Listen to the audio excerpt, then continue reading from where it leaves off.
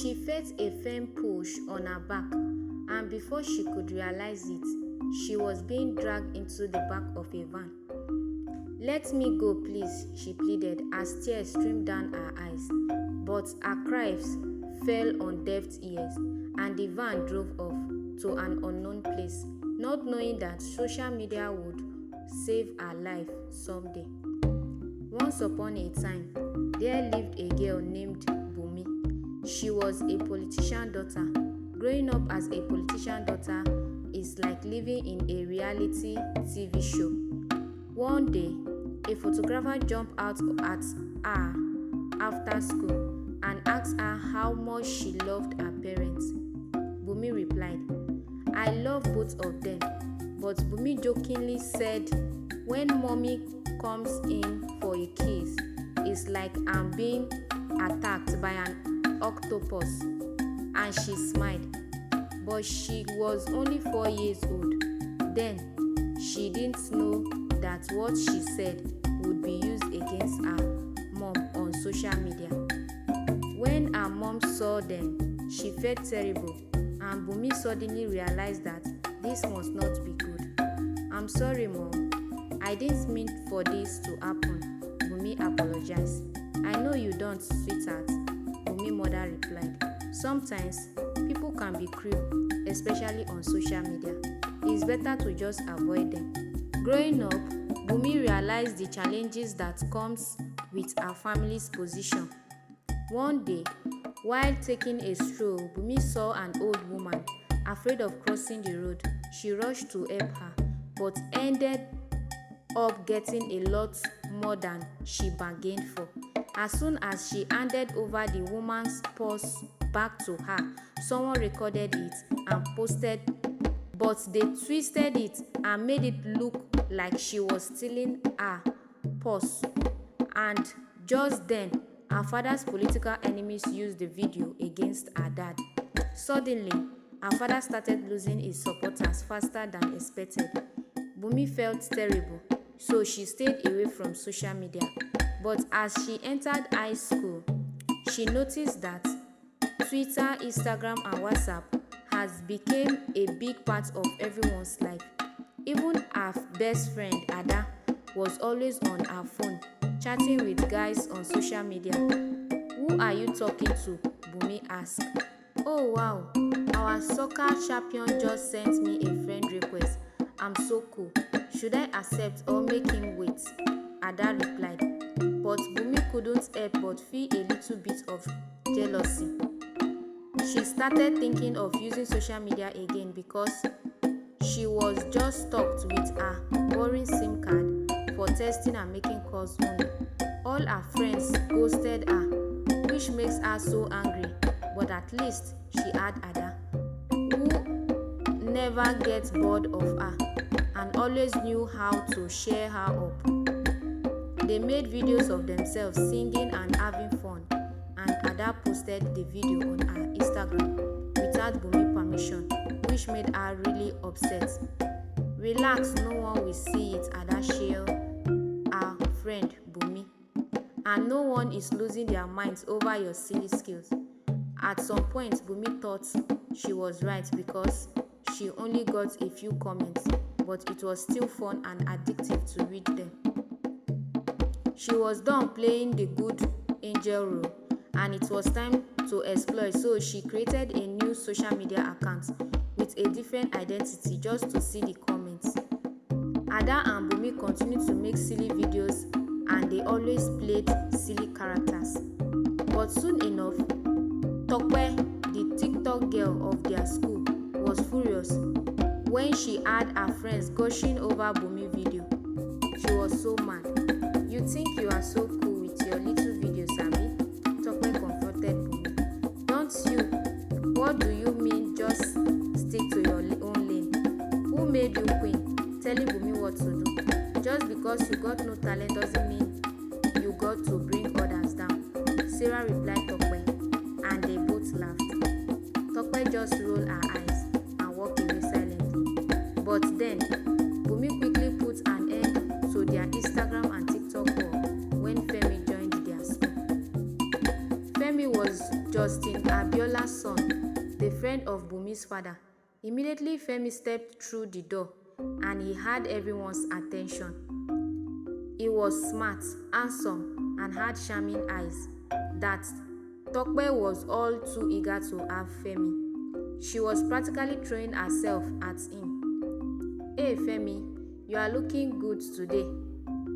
Mind if I take a quick selfie with you?" Tope asked. "Actually, I would prefer if you don't," Femi replied. "Come on, don't be so uptight. It's just a harmless picture," Tope replied Femi. But Femi was still not interested. That got Bumi wondering why. "I mean, everyone has social media account, right?" So she talked him online. To her surprise, she found absolutely nothing about him online, leaving her to conclude that Femi must be part of the 1% of people who don't have a presence on the internet.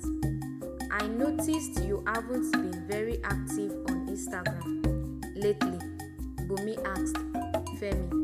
"Well, I like my privacy. I can't stand social media," Femi replied. "What about you?" Femi asked. "I hate it too. I recently deleted my account," Bumi replied. But unknown to Femi, Bumi was lying. They discussed more while waiting for lectures. "You are different from all those other girls. You don't need to seek validation from others," Femi said. Bumi started developing feelings for Femi, and Femi seemed to feel the same way too.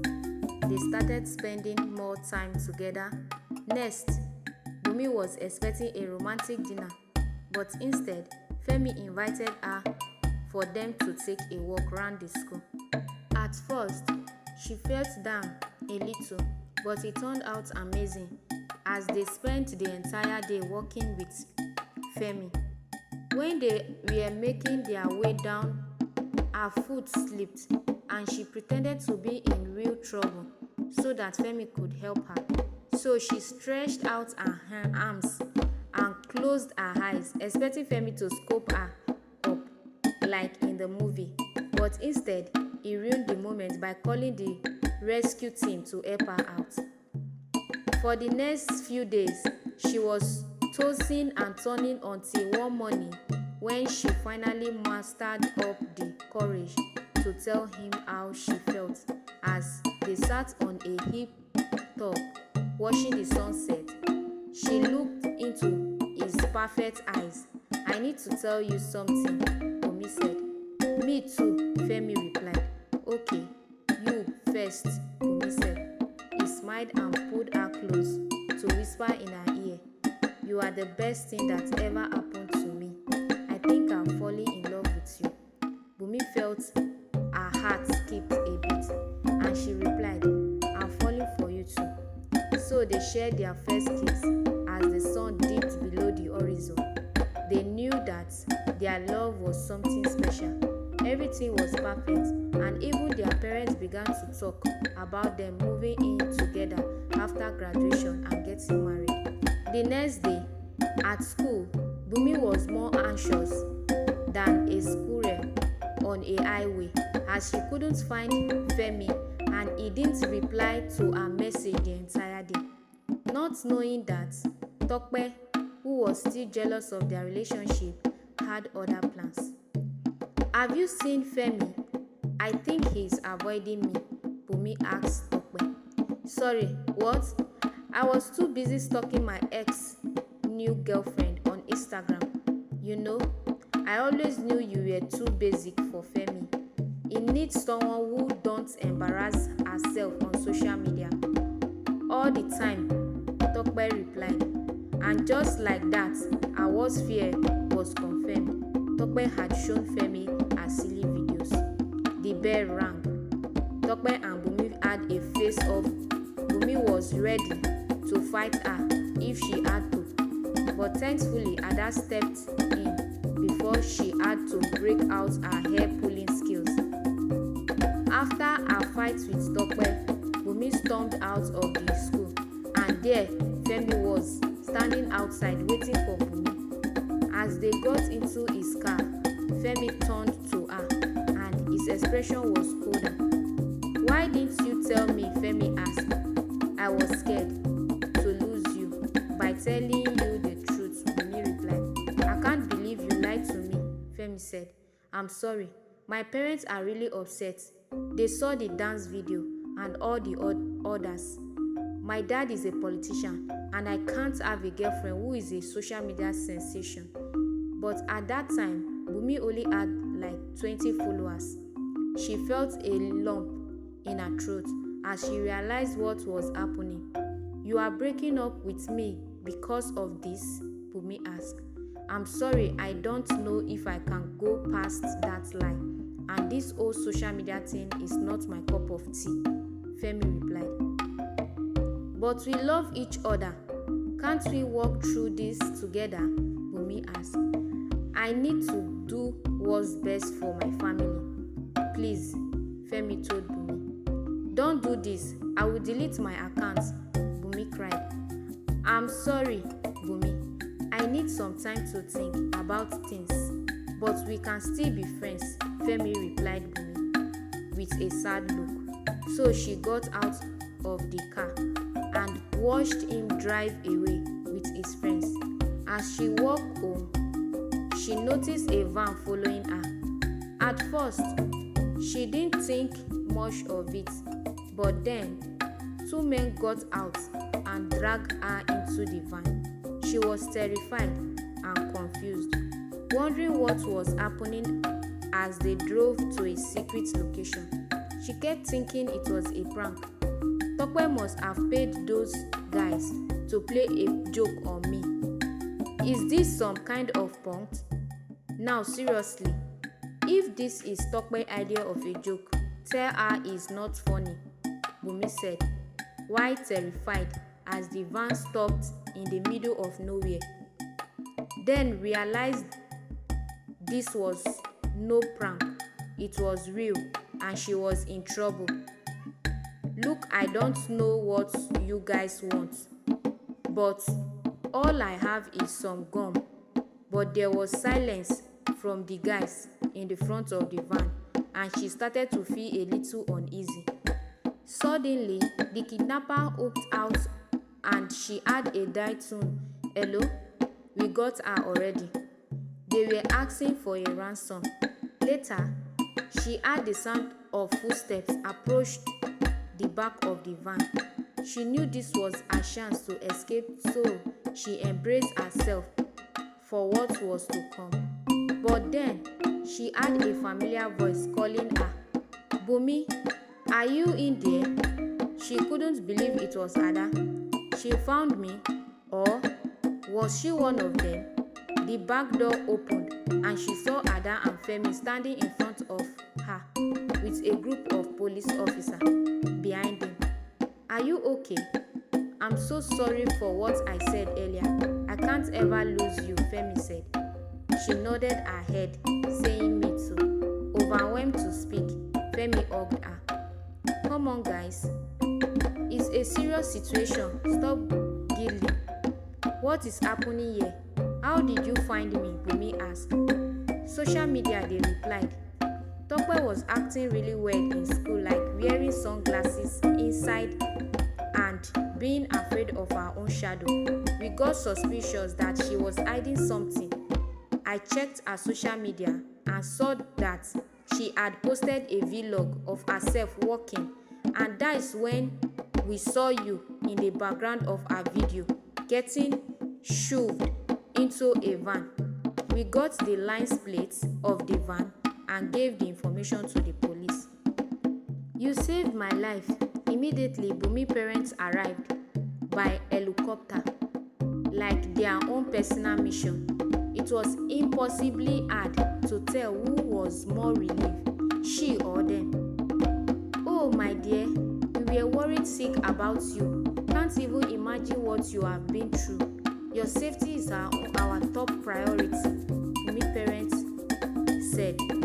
Bumi, we were ready to do anything to bring you back. So she thought she was never gonna see her friends again.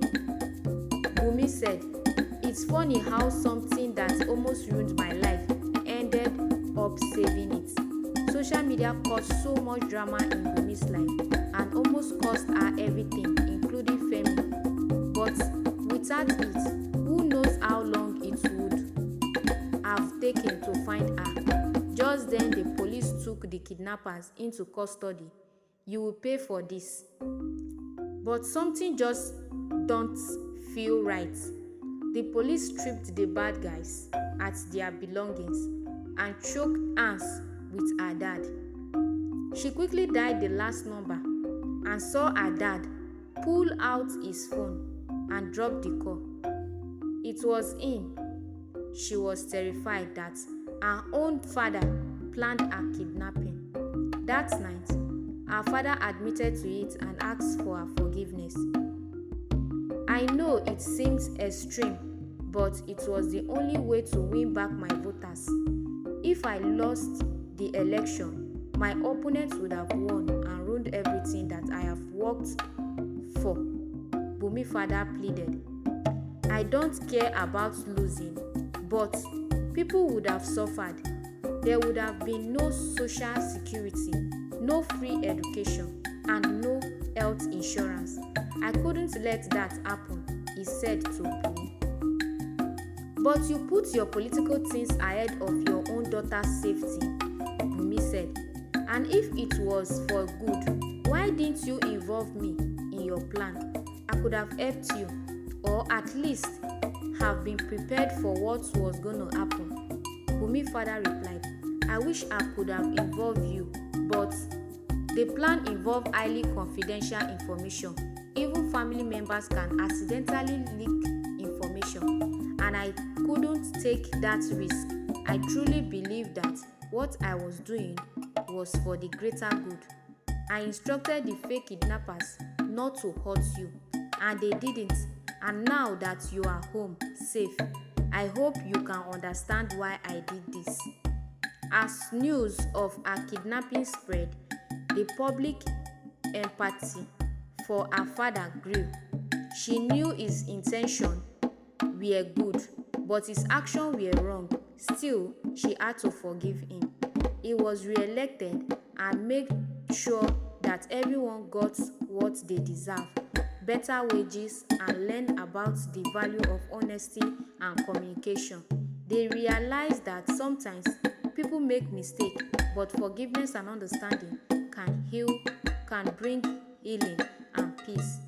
From that day, Femi and Bumi were able to continue their relationship, and their love only grew stronger, and he eventually willingly participated in a video for Ada's TikTok.